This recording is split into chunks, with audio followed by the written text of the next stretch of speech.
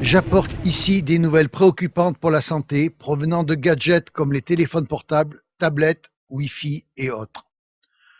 Pour dire les choses clairement, ils endommagent les cellules vivantes de notre corps et tuent prématurément un grand nombre d'entre nous. C'est ce qu'on appelle la surmortalité. Je suis le docteur Martin Blanc du département de physiologie et biophysique cellulaire à l'université de Columbia. Cela me désespère ainsi que plus de 160 de mes collègues qui aujourd'hui lancent un appel aux Nations Unies pour demander de s'attaquer à ce problème de santé publique.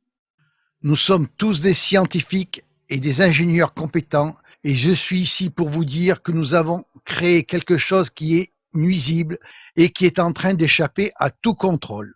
Avant l'ampoule d'Edison, il n'y avait pas de rayonnement électromagnétique artificiel dans notre environnement.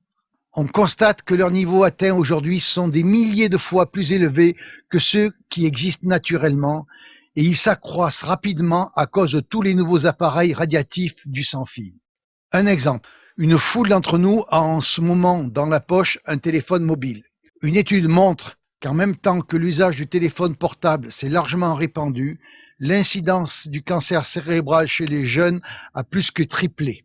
Nous installons des antennes relais sur des bâtiments à usage d'habitation ou sur les toits des hôpitaux où résident des personnes âgées ou des malades qui essaient de guérir. Maintenant, de nouveaux compteurs radiatifs et des antennes relais quadrillent tout notre environnement de rayonnement artificiel micro-ondes. Il est particulièrement effrayant de constater que ces rayonnements issus de la technologie des communications mobiles et du courant porteur en ligne, comme celui du Linky, perturbent les échanges de notre métabolisme et endommagent l'ADN de nos cellules. Il est clair pour de nombreux biologistes que cela peut expliquer la prolifération des cancers. Les générations futures, celles de nos enfants, sont maintenant à risque. Tous ces biologistes et scientifiques du monde qui lancent l'alerte ne sont pas entendus par les autorités de santé qui établissent les normes de sécurité. Les faits biologiques constatés sont passés sous silence, en conséquence de quoi les limites de sécurité sont bien trop élevées.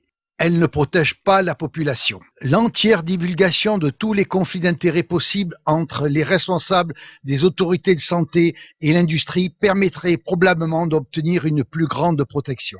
L'augmentation de l'exposition aux irradiations électromagnétiques artificielles est maintenant devenue un problème global mondial de santé publique. L'Organisation mondiale de la santé et les organismes internationaux de normalisation n'agissent pas actuellement dans l'intérêt de la santé et du bien-être des personnes. Les règles internationales d'exposition aux champs électromagnétiques artificiels doivent être renforcées et refléter la réalité de leur impact sur notre corps et en particulier sur notre ADN. Même si nous sommes toujours en plein cœur d'une grande transformation technologique, cela fait longtemps qu'on aurait dû s'occuper des effets délétères biologiques et sanitaires de ces irradiations. En réalité, nous faisons tous partie d'une vaste expérience biologique sans notre consentement éclairé. Pour protéger nos enfants, nous-mêmes et notre écosystème, nous devons réduire l'exposition en établissant des recommandations plus protectrices.